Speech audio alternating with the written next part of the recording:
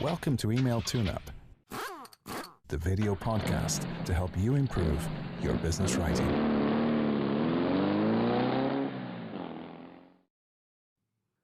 All right, let's first take a look at this email and see what the writer is trying to do. Kenny works for a company that makes bathroom fixtures, or equipment that you install in a bathroom.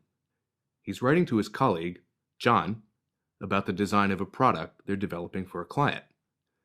The product is a shower screen, or a door built into a shower to keep water inside. So, this is an internal email, which means Kenny's approach needs to be informal and direct, while remaining polite and professional. Let's begin by making some changes to the mechanics of this message. We can start by adding a bit to the salutation. Even though this is an internal email and it's fairly informal, Kenny needs to have something here besides the reader's name. If we add hello and then a comma, we have a greeting that's very appropriate for this type of message. This is a short opening paragraph, which is probably a good thing because Kenny wants to get to the point quickly. He identifies briefly the product he wants to discuss. If we make a couple of simple grammar changes, we'll have a very clear introduction to the rest of the email. The first sentence should read, have developed, instead of develop. We're using the present perfect tense here because we're talking about a process that is already finished, but the time is not specified. And in the second sentence here, we have a noun, customization, which should really be an adjective since it modifies this noun phrase, shower screen. So let's change this to customized. The next paragraph is a little more complicated because Kenny's talking about details of the design for this item. This phrase, the main changes or add, isn't parallel. We want this first word, changes, which is a plural noun, to match the second word, add, which is a verb.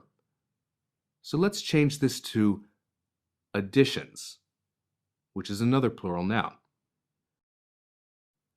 Now to make the meaning clearer, we should probably add a phrase here, we have made. And this prepositional phrase, to original design, needs an article. So it becomes to the original design. In the second half of the sentence, Kenny talks about what these changes or additions are. The glass thickness change from 8 to 10 millimeters. For this to work as a correct English sentence, we need to make it into a noun phrase. That the glass thickness has changed. And this expression, market need, is usually plural in English, so let's change it to needs.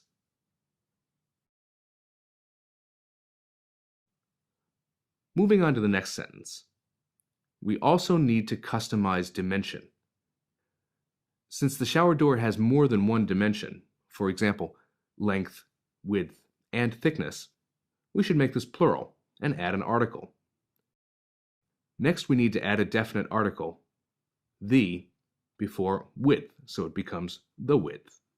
Since this follows a colon, we don't need to capitalize the first word. We also need an indefinite article, a, before these measurements, 1.0 to 1.6 meters. This next sentence, which begins but above 1.6 meters, is really a sentence fragment. So let's use a comma to link these two sentences together.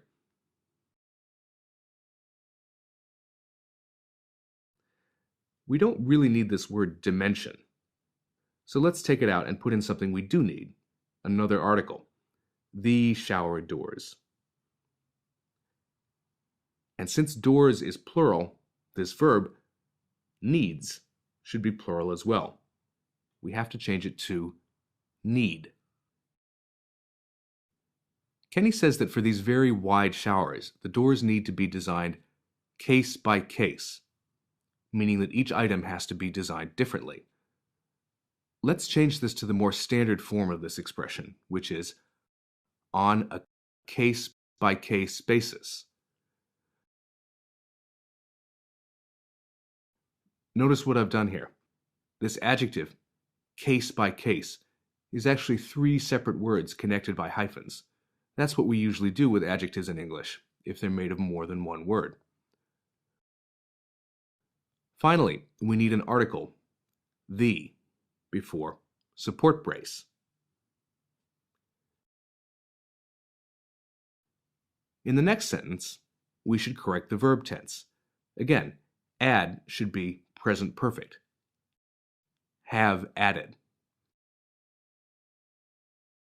And we need a couple of articles here too. A bottom clip.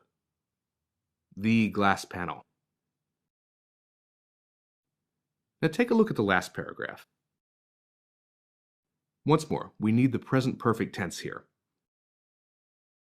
Have attached. And this word, instruction, should be plural, instructions. In the second sentence, we have some very confusing grammar at the end. During I developed trilogy. Let's just take this out and make it into a noun phrase. During the development of trilogy. And it looks like this word, question, should be plural, questions. Finally, we need a comma after regards.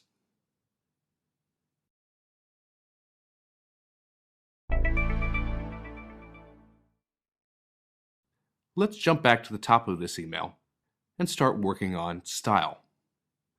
The first change that I'd make would be to add some information to this first sentence.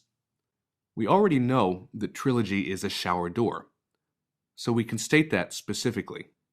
Instead of saying, we have developed trilogy, we can say, we have developed the trilogy shower door. And we can also improve the clarity of this sentence if we spell out NZ, which stands for New Zealand. If you look at the 2 sentences that make up this paragraph, you'll see that they express very similar ideas. So it's probably better to combine them into a single sentence using as a linking word. And to avoid repeating ourselves, because we've already used the expression shower door, let's take out shower screen and change it to product.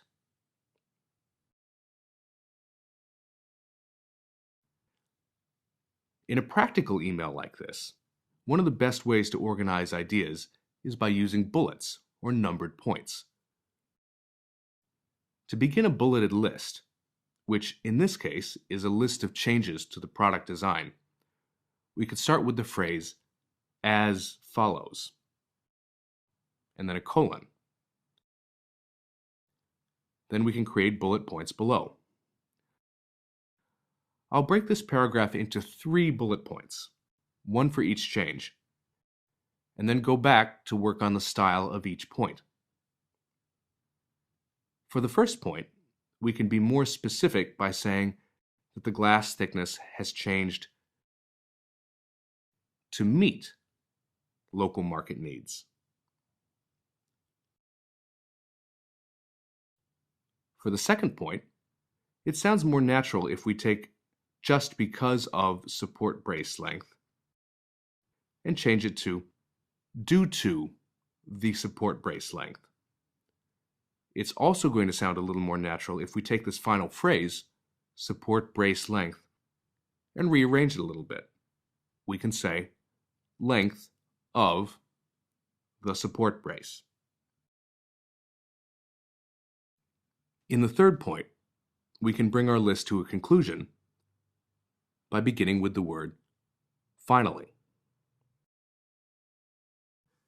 Now, if you look at this last sentence, you can see it's a little bit unclear. This verb, fix, in English can mean either to repair something that's broken or to hold something in place. Here, we're not talking about a broken item, so let's rephrase this.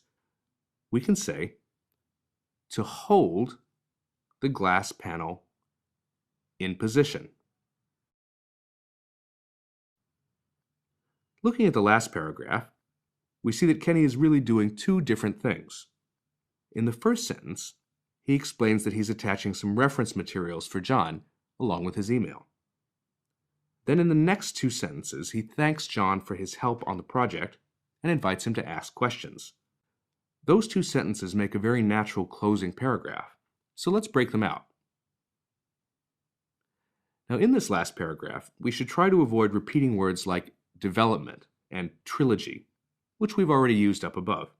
We can change the development of trilogy to the design process.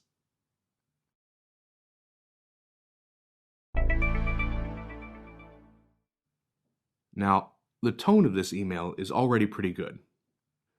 Most of it sounds just the way an informal internal memo ought to sound, clear, concise, and friendly. But we can still make a few improvements. It's not completely clear from the original email, but it looks as if Kenny is explaining some changes he's made to his colleague John's design for this product. We always want to use a you attitude in business emails, so let's bring John back into the story by making the second sentence read, your original design. Where we really need a few changes, though, are in the closing paragraph. We don't want to be too flattering because it sounds insincere. So let's take out great and make it thank you for your support. It's also going to sound a bit more formal and businesslike if we start the sentence with I appreciate. At the same time, we also want to convey some enthusiasm and excitement about the project that Kenny and John are cooperating on. Let's add a phrase to remind John of the next step. And we're excited to be moving on to the production stage. Finally, this sentence inviting questions might sound a little too uncertain, especially since Kenny would probably prefer not to have John request any major changes to the design. So let's bring please let me know up to the front and follow it with if you have any comments on the above changes. By asking for comments instead of questions, Kenny can avoid giving John the expectation that he should ask for major new changes. Okay, now we've got a finalized version of this email. It's short, direct, and informal, and it organizes Kenny's ideas clearly by using bullet points. Let's give this one final read and then hit the send key to get it out to Kenny's colleague.